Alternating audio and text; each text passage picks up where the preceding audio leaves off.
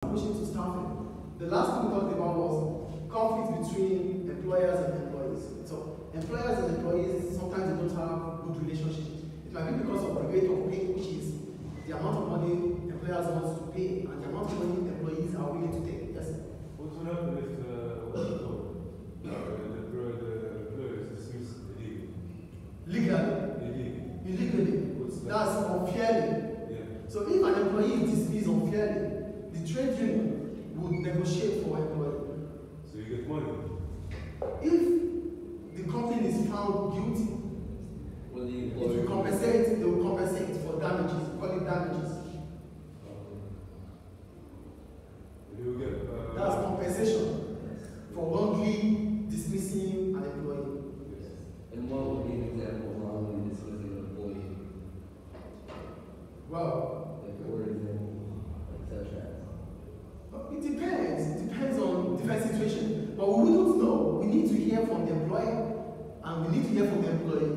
So it's not in between our hours to do. The trade union will take charge. It's the trade union that takes charge of that. We're not going further than that now. So, yes, there's conflict between the employer and the employee. So what do you do as an employer? Or what will an employee do? We can use different approaches when there's conflict between employers and employees. We can use the individual approach or collective bargaining. So when we talk about individual approach, for individual approach, it means that the employee would have to negotiate. Are you here, please? Sit up, everybody. It means that the employee has to negotiate with the employer. So I have an issue with my employee and with my employer. So I have to discuss directly with my employer. That is individual approach. So look at what I wrote here. Individual approach. This approach explains how negotiation between employee and companies, the company's representative, is arranged to solve their differences. So what we're saying here is that there's a problem on ground between the employee and the employer. So the employer would use its own representatives to discuss with the employees. Most of the time they use the human resources personnel, those that are working in the human resources department, to negotiate directly with the employee to solve their differences. Is it clear? Do you get it or not? Yes. What we're saying is, for individual approach, the employee will negotiate directly with the employer. That is individual approach. But the other one is collective bargaining. We're talking about collective bargaining. Here, the employee will be represented with the trade union by a trade union. What I'm saying is this. For individual approach, the employee is going to negotiate directly with the employer.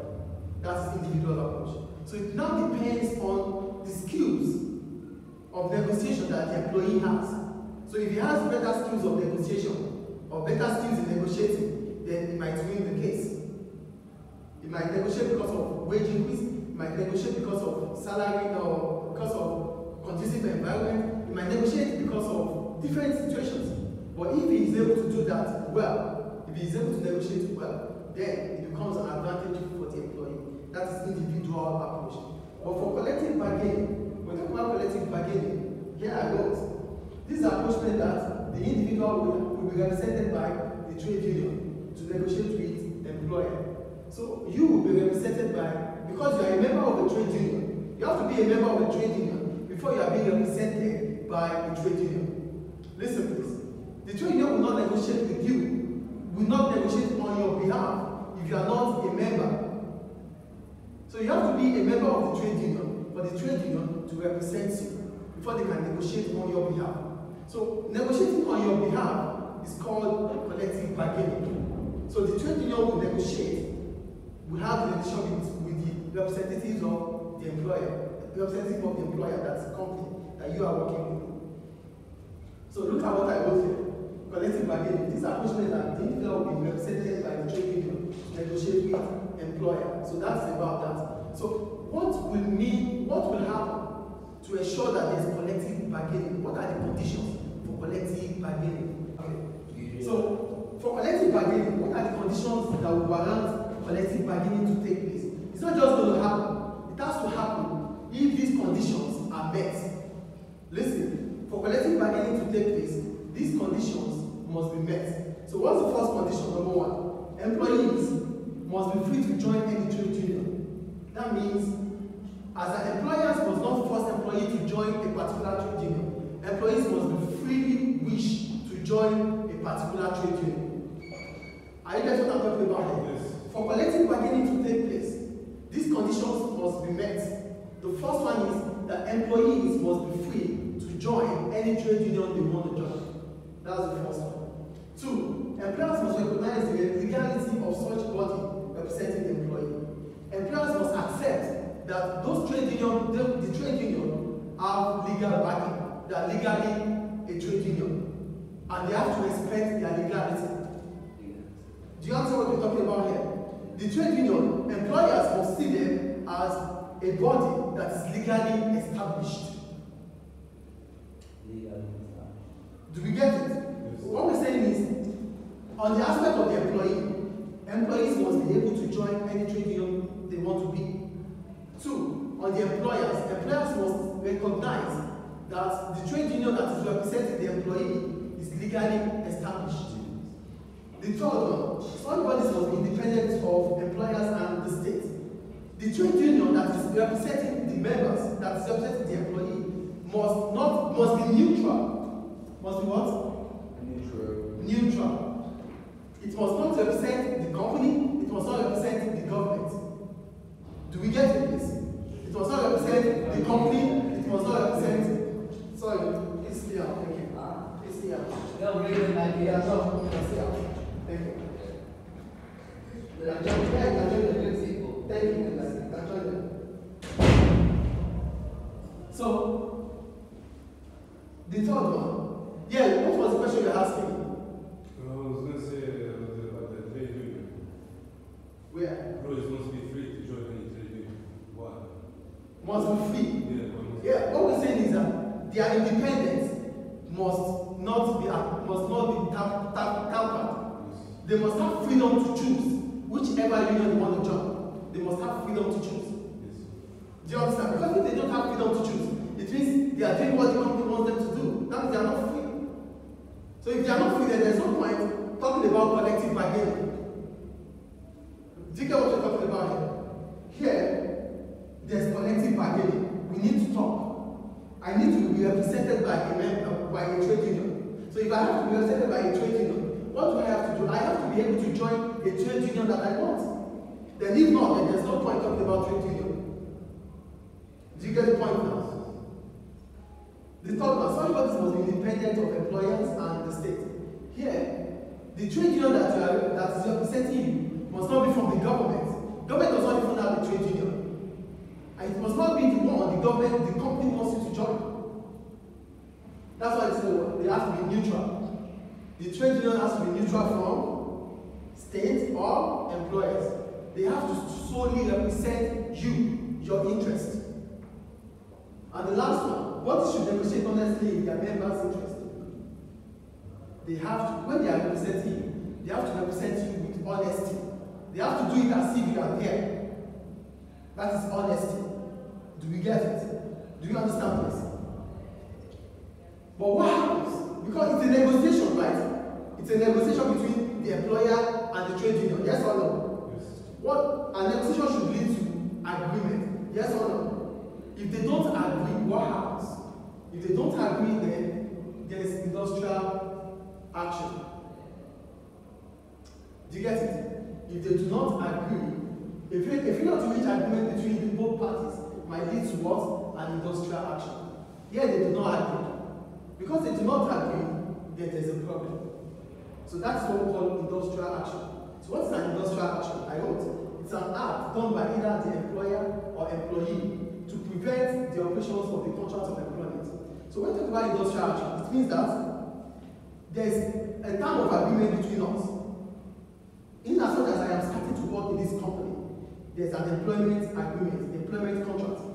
So the employment contract has to be respected. That is it. But now that we are not agreeing, the trade union is not agreeing with the employer, what happens? We stop. We will not operate. That is what industrial action is. They will stop being in operations. Do you know what we're talking about here? Yes. Do Do you understand or not? There is collective bargaining, which means we have to negotiate with the trade union. The employer and the trade union has to negotiate. But in the course of negotiation, there might be a problem. So that means they did not reach agreement. If agreement is not reached, what happens? There's industrial action. So what is an industrial action? An industrial action is a stop, a halt in the employment agreement between the employer and the employee. Example of industrial action is strike. Yes. Workers do strike, yes or no? Yes. Because of certain situation, they are being strike. That is industrial action. Do you understand what industrial action is now? So what are the advantages of collective bargaining? What are the advantages of collective bargaining? For collective bargaining, number one, the agreements are transparent and legally enforceable. Remember here we said employers must recognize the what? The legality of such representative, right? Employers must the legality of that agreement. It must be employers must agree that the trade union is legal. So because it is legal here, that makes us talk about legally enforceable here.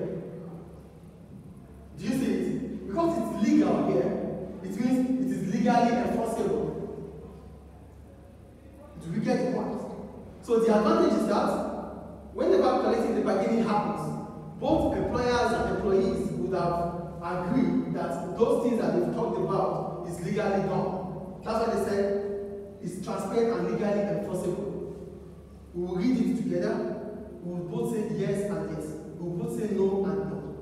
Then we will make it empirical. We will make it enforceable. We will make sure it works because it is legal. Do we get it? Yes. The second advantage, rules and terms are more likely to be respected by both parties. Because you are represented by a trade union member, whatever we discuss like this, we have to respect it.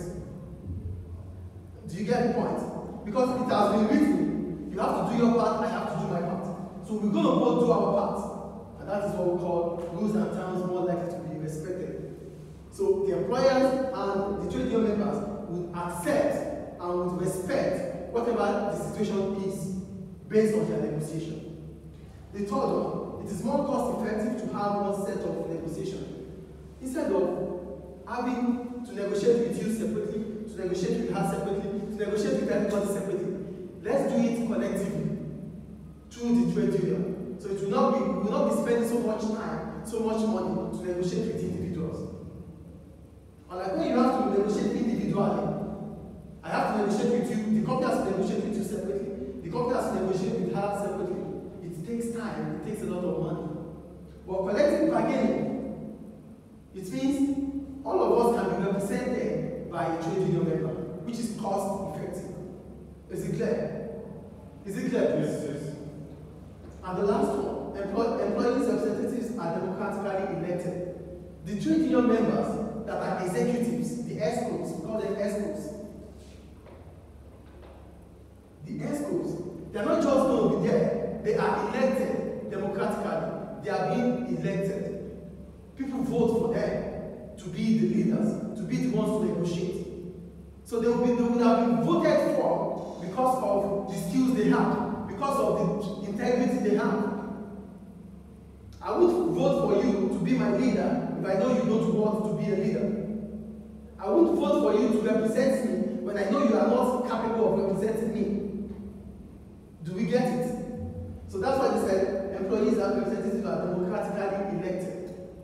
So what are the problems about collective bargaining? Number one, negotiation can take longer than expected because it's a negotiation that involves a lot of people that has to be represented by the member. It might take a longer period of time. She has her views, you have your views. So everybody has their views. The trade union members might not represent our view. Nobody can be me, nobody can be you.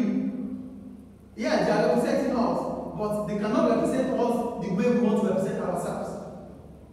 I think it's clear. Do we get the point here? The third one, the failure to agree can have a negative consequence such as strike. Because here, we said industrial action. For industrial action, there will be strike. If we are unable to agree, there will be strike. Is it clear? And the last one, owners may feel that they have freedom to manage this compromise. The owners of the business are the business. They have their business. But if they have to accept whatever the trade union says, if they have to accept whatever the